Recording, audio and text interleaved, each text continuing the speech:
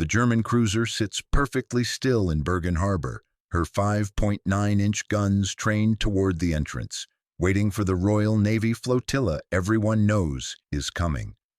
It's April 10th, 1940, at 7:10 in the morning British time, and 820 German sailors believe they're safe.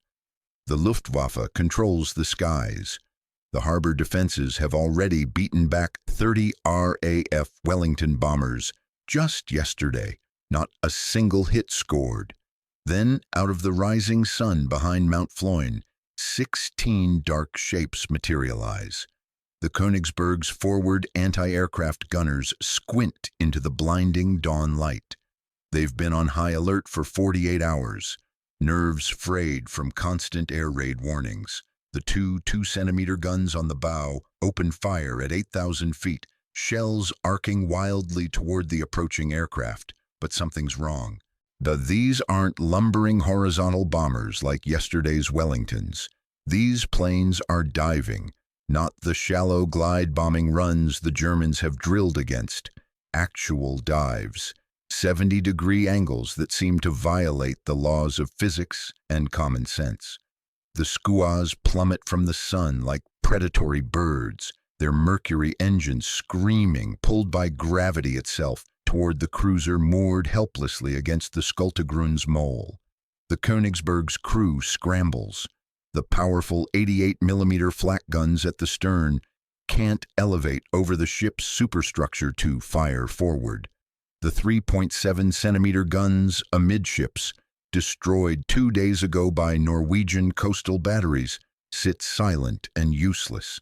Only those two forward guns spit defiance, firing almost blind into the glare. At 1,500 feet, Lieutenant William Paulet Lucy releases his 500-pound semi-armor-piercing bomb. 7 seconds of freefall, the bomb punches through the cruiser's thin deck armor and detonates deep in her guts. Electrical power dies instantly. The 88mm guns freeze in their power-operated turrets. More bombs rain down, direct hits amidships, near the bow, one bouncing off the mole and caroming through the hull before exploding. The entire attack lasts 8 seconds. In the chaos of twisting aircraft and exploding ordnance, the German gunners never stood a chance. They were shooting at shadows in the sun, while precise, near-vertical dive bombing delivered devastation their defensive doctrine never anticipated.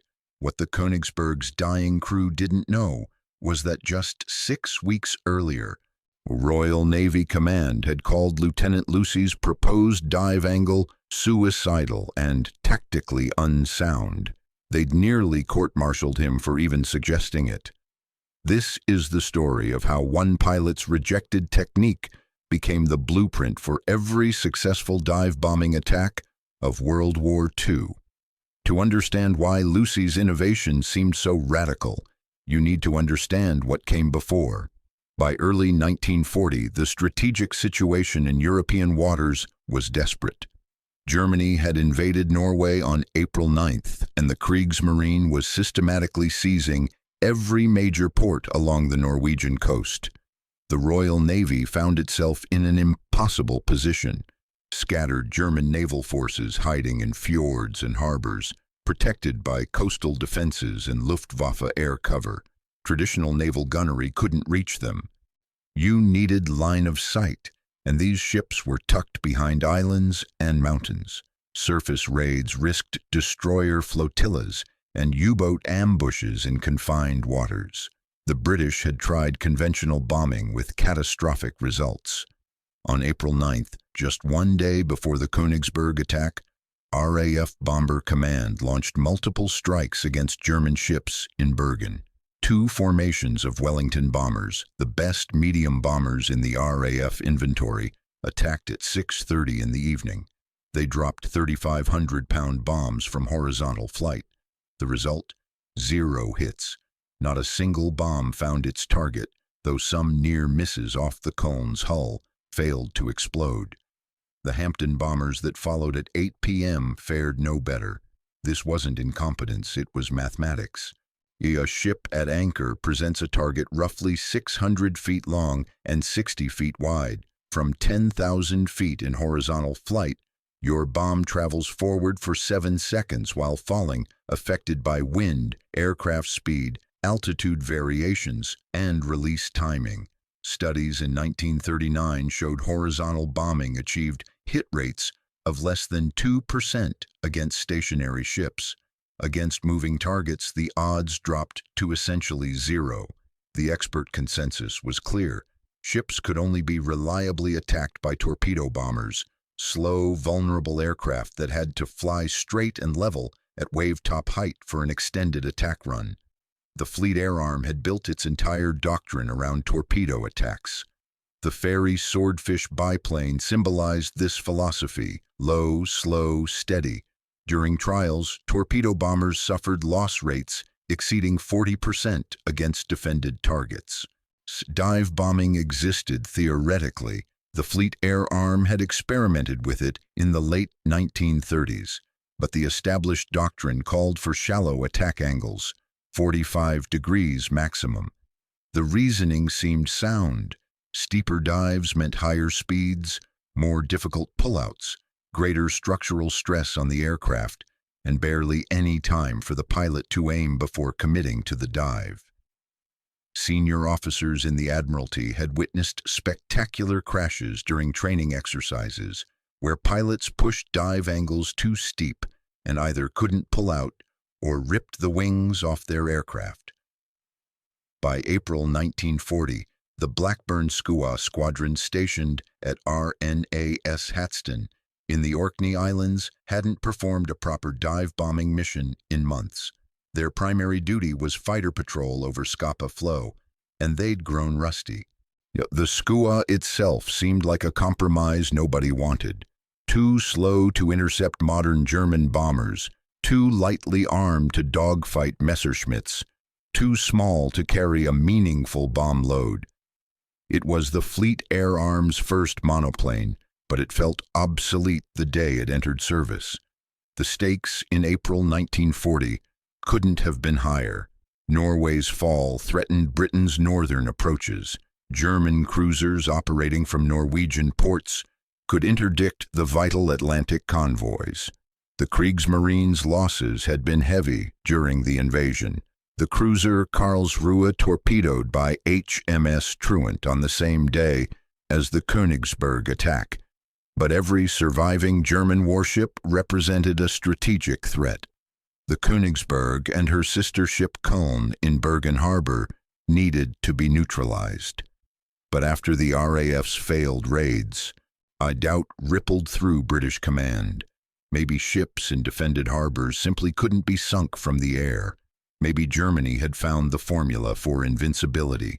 Lieutenant William Paulet Lucy was about to prove everyone wrong. Lieutenant William Paulet Lucy didn't look like a revolutionary. At age 29, he was a by-the-book Royal Navy officer who joined the Royal Naval College at Dartmouth as a 13-year-old cadet. His service record showed steady competence.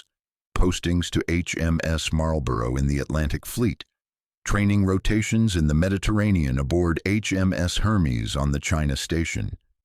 Nothing flashy.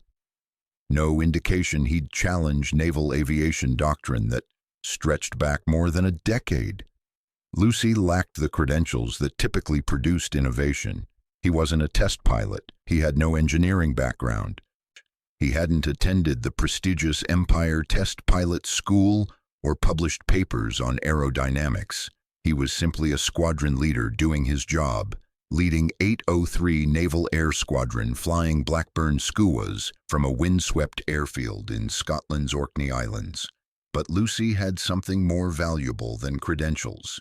He had a pilot's intuition born from hundreds of hours in the cockpit, and he'd noticed something peculiar during training dives. The moment of insight came during a routine practice session in late March 1940. Lucy was running his squadron through standard dive bombing procedures, the approved 45-degree attack angle, bomb release at 3,000 feet, immediate pullout. He watched his pilot's bombs scatter across the practice range, most missing the target ship outline by 50 yards or more. The mathematics haunted him. At 45 degrees, you're still traveling forward almost as fast as you're descending. Wind drift, speed variations, split-second timing errors, every variable multiplied the margin of error. That night, Lucy pulled out the engineering specifications for the Skua. Maximum dive speed, 290 miles per hour. Structural load limit, 5.5 G. The dive brakes, perforated flaps that extended from the wings, could control descent rate and prevent the aircraft from accelerating into a terminal dive. The realization hit him. What if they were playing it too safe? A steeper dive meant less forward travel, which meant less horizontal error. The bomb would fall on a trajectory much closer to vertical. Release the weapon at a steeper angle, and it drops nearly straight down rather than arcing forward. The target becomes easier to hit, dramatically easier. Yes, the pullout would be harder. Yes, the structural stress would increase. But the Skua was over-engineered, built to handle carrier landings in rough seas. It could take the punishment. Lucy spent the next week running calculations in his quarters. He experimented during solo flights, pushing his dive angle incrementally steeper. 50 degrees, 60 degrees, 65 degrees. The Skua shuddered but held together. The increased angle of attack allowed him to keep the target in sight longer, to make last-second corrections as he plummeted earthward. At 70 degrees, just 20 degrees shy of a vertical drop, everything clicked. The bomb release point became intuitive. The aircraft remained controllable. The physics worked. He brought his findings to Commander C.L. Howe, the station commander at Hatston. Howe listened to Lucy's proposal, studied the numbers, and then said the words that nearly ended everything. "Lieutenant, what you're describing is not dive bombing. It's a suicide mission. This request is denied." Lucy had his technique. Now he needed permission to use it. Lieutenant Lucy knew he was right, but knowing wasn't enough. He needed proof that Royal Navy Command couldn't ignore. So he did what any maverick with a dangerous idea does. He found a loophole. Training exercises didn't require explicit approval for specific dive angles. As squadron leader, Lucy had discretionary authority over practice routines. If he happened to push his pilot steeper during these routine sessions, well, that was just thorough preparation, wasn't it? Over the next 2 weeks, Lucy transformed 803 Squadron into his test unit. He started conservatively, briefing his pilots on the theory behind steep-angle attacks. The first attempts at 60 degrees sent adrenaline spiking through the cockpits. Several pilots pulled out too late, screaming over the practice range at dangerously low altitudes. One Skua's wings flexed so dramatically during pullout that the pilot reported seeing the wingtips bend upward by several feet. But nothing broke. The crude prototype wasn't a new aircraft. It was a new technique, practiced and refined on the windswept ranges off the Orkney coast, where other squadrons wouldn't notice. Lucy established a modified procedure. Approach at 10,000 feet. Roll inverted. Pull through into a near-vertical dive.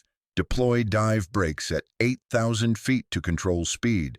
Acquire target through the telescopic sight mounted on the cockpit floor. Release at 1,500 feet. You pull out hard with full elevator at 2,000 feet above ground. The first test runs against a stationary target barge showed immediate results. Where 45-degree dives produced an average spread of 50 yards, the 70-degree attacks tightened the pattern to less than 45 yards. The improvement wasn't marginal, it was revolutionary. Hit probability more than doubled, but there was a cost. The physical toll on pilots was brutal. Pullouts generated over 5 G forces, enough to gray out vision and leave pilots gasping in their cockpits. The psychological stress was worse. Diving nearly straight down at a target watching it grow in your sights as your airspeed indicator spins past 280 miles per hour, every instinct screaming to pull up. It required iron nerve. Several of Lucy's pilots requested transfers. He let them go without comment. A word leaked inevitably. By early April, rumors of Lucy's suicidal dives reached the Fleet Air Arm Command at RNAS Donabristle. A terse message arrived at Hatston. Lieutenant Lucy was to report his squadron's training procedures to higher authority. An investigation was pending. The response was swift and predictable. On April 7, 1940, Lucy received official written guidance. 803 Squadron was to cease all dive bombing practice exceeding 50-degree angles. The technique was deemed to place excessive risk on pilots and aircraft. Any pilot lost in training due to unauthorized procedures would result in court-martial proceedings against the commanding officer. The message concluded with bureaucratic finality.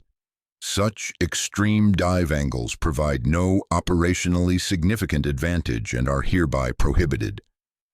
Lieutenant Lucy read the order, filed it in his desk, and said nothing.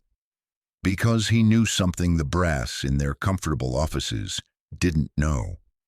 German cruisers had just invaded Norway, and desperate times would demand desperate measures. 3 days later, reconnaissance aircraft spotted the Konigsberg in Bergen Harbor. On the evening of April 9, 1940, Lieutenant Commander Jeffrey Hare climbed out of an RAF reconnaissance aircraft at RNAS Hatston and immediately sought out the station commander. Hare had been aboard the flight that confirmed German cruisers in Bergen Harbor, perfect targets, moored and vulnerable. But RAF Bomber Command had already tried and failed spectacularly. 30 bombs, 0 hits. The question now consumed British Naval Command. Could the Fleet Air Arm do better? Commander Howe convened an emergency planning session in the operations room. Present were Captain Richard Thomas Partridge of the Royal Marines, commanding 800 Squadron, Lieutenant William Lucy, commanding 803 Squadron, and Lieutenant Commander Hare, who'd seen the targets firsthand. The mission parameters were daunting. Bergen lay 350 miles away across the North Sea, at the extreme limit of the Skua's range. The attack would require night formation flying, pinpoint navigation, and dawn precision bombing against a defended harbor crawling with flak batteries. Lucy saw his opportunity. "We need to maximize first-pass accuracy," he said calmly. "I propose we execute 70-degree dive attacks." The room erupted. Captain Partridge, who'd been a combat pilot since 1929, shook his head immediately. "That angle will kill more of our pilots than the Germans will. 45 degrees is proven doctrine for a reason." "Proven to achieve 2% hit rates," Lucy countered. "Sir, I've run extensive tests. 70-degree dives double our accuracy. Against a stationary target in a harbor, we can achieve 50-yard precision." "Tests?" Commander Howe's voice went cold. "Lieutenant, you received explicit orders to cease those exercises. Are you telling me you've been conducting unauthorized dive bombing runs?" "Training exercises within my discretionary authority, sir." "Semantics," Howe snapped, "and irrelevant. We're not risking 16 aircraft and 32 aircrew on a technique that hasn't been validated by Fleet Air Arm Command. This mission is already suicide without experimental angles. The round trip is 600 miles. If weather turns or navigation fails, you'll ditch in the North Sea." Lucy remained outwardly calm, but Lieutenant Michael Charles Edward Hansen, his observer and trusted friend, could see his commander's jaw tighten. Lucy had known this moment would come, the institutional resistance to anything that deviated from approved doctrine. Lieutenant Commander Hare spoke up. "I've seen the target. The Konigsberg is moored against the mole, with most of her anti-aircraft batteries damaged or poorly positioned. The window of vulnerability is narrow. They expect horizontal bombing after yesterday's RAF raid. A dive bombing attack will catch them unprepared, but only if we're accurate. One pass, maximum shock, then get out before their fighters scramble. Which is precisely why we can't afford experimental techniques, Partridge insisted. These men have been flying fighter patrols for months. Their dive bombing skills are rusty even at standard angles. Lucy leaned forward. With respect, Captain, standard angles won't sink a cruiser. We'll need multiple direct hits, and 45-degree dives won't deliver them. The Konigsberg has 40-millimeter deck armor. Our 500-pound bombs can penetrate if they hit. A near miss against a cruiser accomplishes nothing. We need precision, and physics gives us precision at steeper angles. The debate intensified, voices rising, and Howe argued that operational necessity demanded they follow established protocols.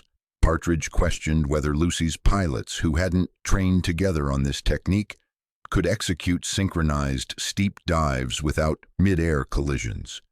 The risk assessment looked damning. 16 aircraft attacking in sequence at extreme dive angles over a defended harbor with no room for error. But Lucy had one card left to play. Sir, permission to demonstrate. Give me one aircraft in 30 minutes. I'll show you 70-degree dive accuracy against the practice range. Commander Howe checked his watch. It was nearly midnight. The attack had to launch by 5 a.m. to catch the harbor at dawn. They were burning time they didn't have. No, Howe said flatly, we don't have... Wait! Lieutenant Commander Hare interrupted, his voice carrying unexpected authority. Commander, I was aboard that reconnaissance flight. I watched the Wellingtons miss yesterday. Horizontal bombing failed. Torpedo attacks in that confined harbor are impossible. The approach corridors are too narrow. Dive bombing is our only option, and if Lieutenant Lucy believes steep angles improve hit probability, I say we let him try. We're not going to get another chance at this target. The room fell silent. All eyes turned to Commander Howe. The station commander looked at Lucy for a long moment, weighing doctrine against desperate necessity. 70 degrees, Howe finally said.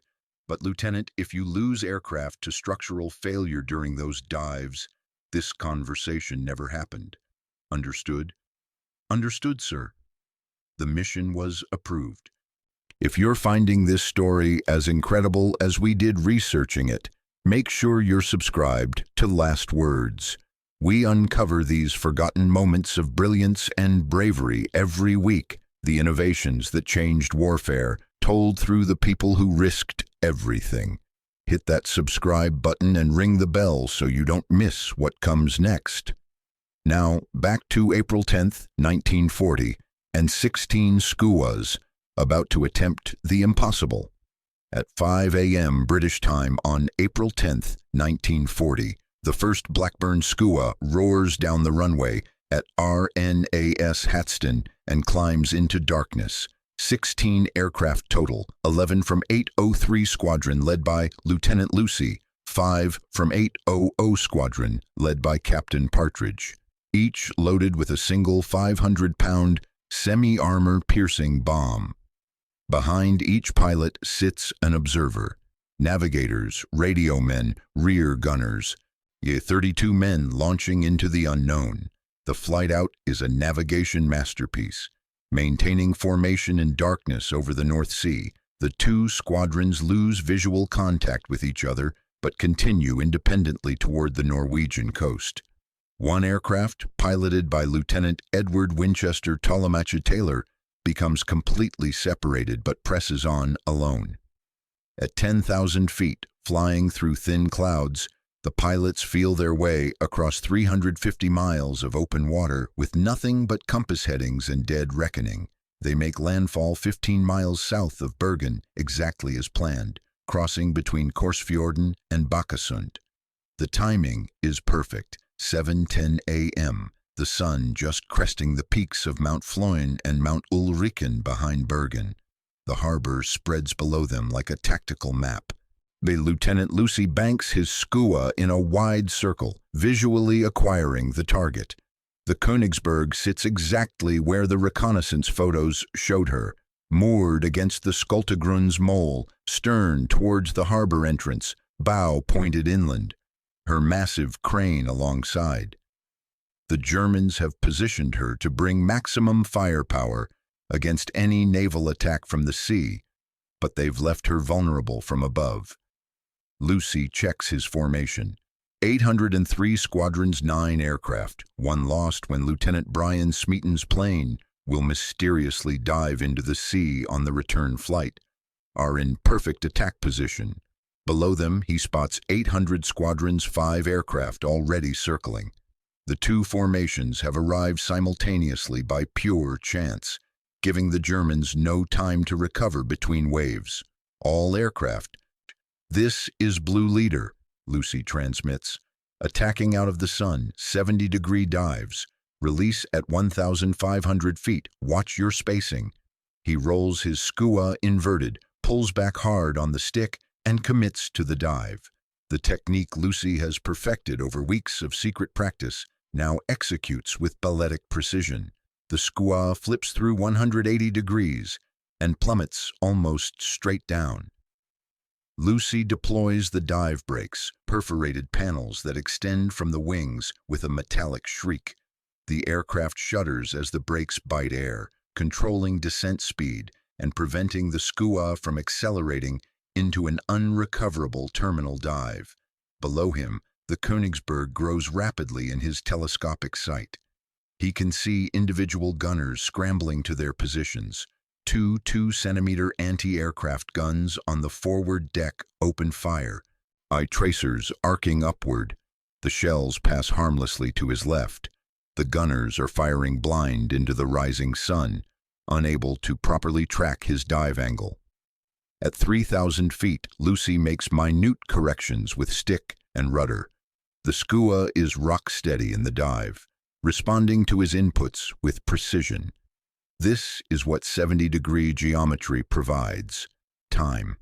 Despite plummeting at over 280 miles per hour, the near-vertical attitude means the target remains centered in his sight picture. There's no complex trigonometry, no leading the target to compensate for forward motion, just aim and drop. At 1,500 feet, Lucy releases. The 500-pound bomb separates cleanly and falls in a nearly vertical trajectory. 7 seconds of freefall. Lucy hauls back on the control column with both hands. The Skua groans, wing spars flexing under 5G forces. His vision tunnels, blood draining from his head. The Orkney training dives have prepared him for this. He holds the pullout through sheer muscular effort and experience.